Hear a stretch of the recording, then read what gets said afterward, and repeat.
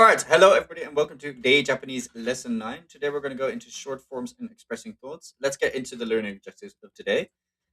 So, for the learning objectives, we have the informal short forms, so changing must to do or something else. The quoted speech, so to omoimasu or to itte imashita, which is to, so do I believe, or that's what they said. The subject particle ga, which has been a long awaited particle, and some slash anything, so nanika says nanimo. Let's get into the first one. So, short forms, present and past. So, a couple of examples. We're going to put them right away here. Taberu, which is to eat. Iku, which is to go. Shizukada, which is it's quiet. And takai, which is expensive. So, those are the short forms. And then the past affirmative is so the past would be the tabeta. So, I ate. Itta, I went. Shizukadata, it was quiet. And takakatta, which is it was expensive. And then you have the short forms of the present, which is tabenai, from taberu to tabenai.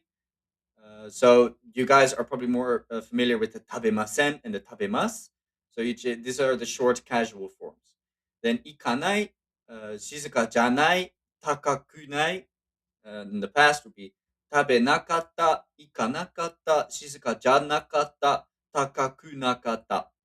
So other examples is this with kyo, which is today, benkyou suru. So today I'm gonna practice, and then ashita ikanai, tomorrow I won't go.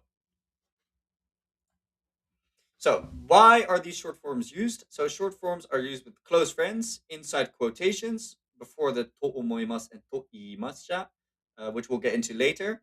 So examples when you're talking to a friend, for example, would be ashita eiga o miru. So would you want to watch a movie tomorrow?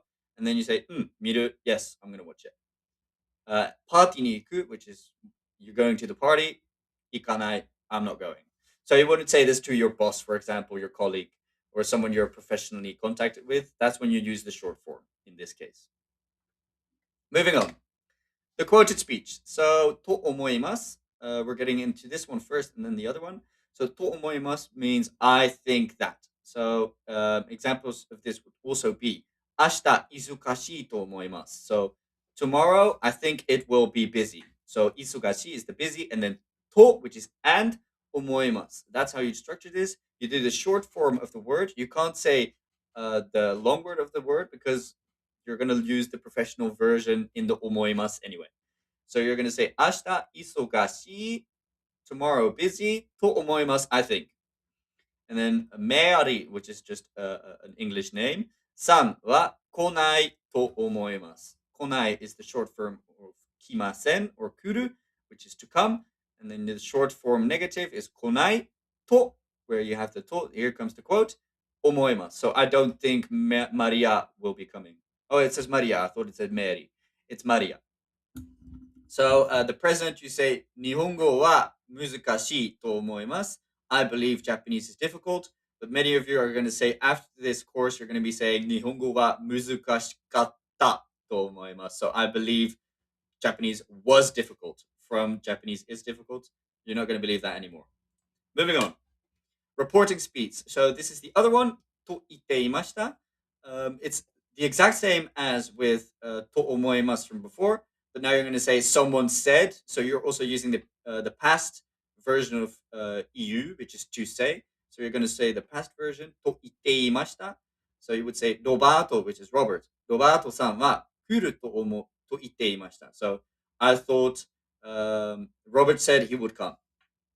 Or Mary, this one does say Mary. Mary-san wa isogashi to itte imashita. So Mary said she was busy.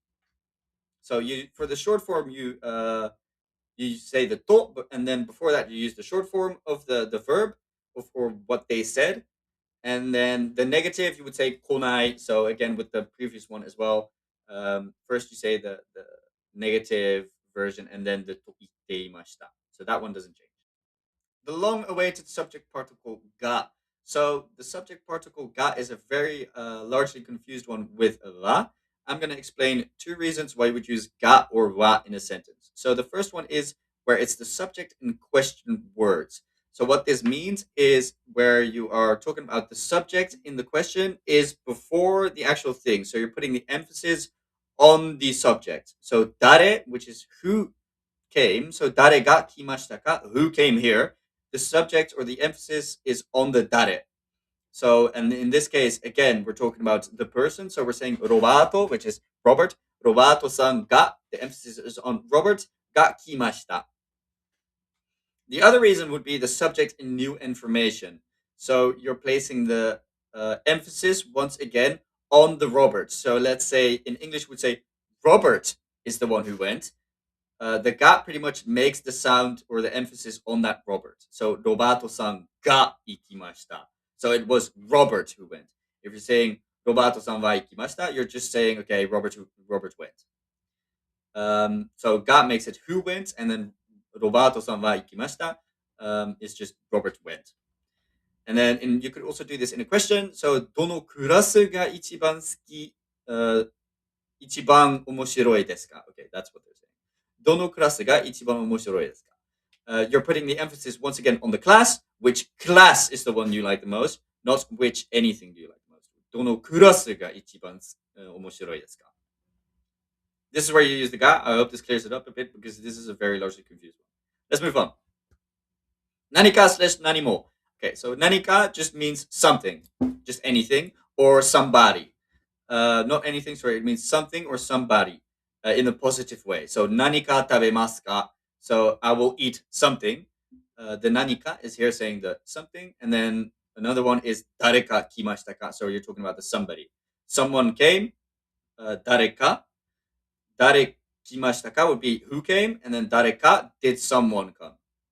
So this can be anybody or somebody or something. And then 何も is anything, just anything you can think of, but in a negative way. So 何も食べません. I won't eat anything. 何も means anything, and then another one would be 誰も, which is again the 誰, you're talking about a person.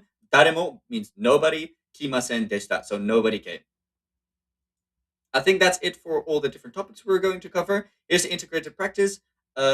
Do these with somebody in the community, or ask ChatGPT to make you certain examples of doing it again, or do it with ChatGPT himself or any other AI for that matter. But I really do recommend doing it with other people because it just gives you that exposure, because you are studying to go to Japan and talk with Japanese people, and Japanese people aren't AI bots. So I would definitely recommend asking somebody in the community to do it with you. There's always people available, so just ask and be open. All right, that's it. Good luck with the studying, everybody, and ciao, ciao.